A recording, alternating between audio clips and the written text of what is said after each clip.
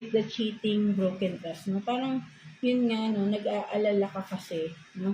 So, kaya pala parang gusto mo ng pagbabago, no? Hindi ka lang makakilos, hindi mo alam anong desisyon gagawin mo, no?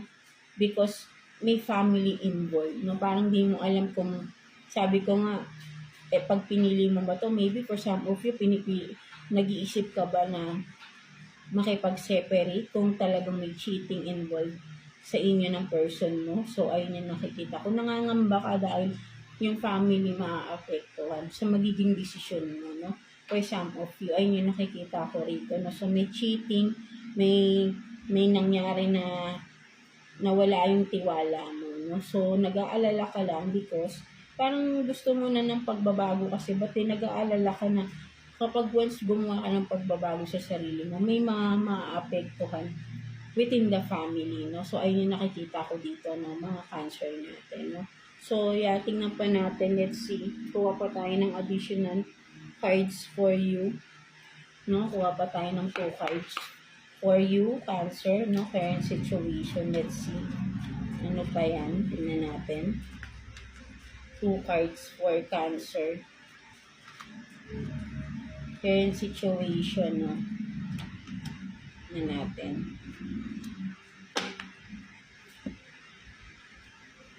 So, you have this, no? Love, no? Signs, meaning, and then addiction, no? Unhealthy. Yun nga, no? Kumbaga may mga signs ka nang nakita na this connection na meron ka sa person mo is hindi na healthy, hindi na okay, no?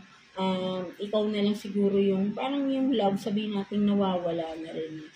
Because of this addiction, kung ano man yung na-discover mo, no, sa person mo, no, mga cancer mo, ayun yung nakikita ko rito, no. Kaya gusto mo ng pagbabago, no, because parang for some of you, mas gusto mo na rin makaalis, no, sa sitwasyon, but then nga, nahihirapan ka because iniisip mo yung future, lalo na kung may mga batang involved, no, for some of you, may mga investments ka na rin sa relationship, no, parang yun yung pinag-aalala mo, no, parang hindi mo alam kung may pagbabago bang mangyayari once sa ginawa mo yun. Although you want changes, no, sa iyong sarili, sa iyong buhay, no, mga cancer natin, no. So, yun nga, no, na nag-aalala ka, nagkakaroon ka ng anxiety because of this.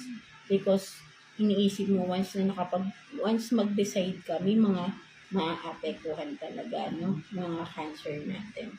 So, tingnan naman natin what's your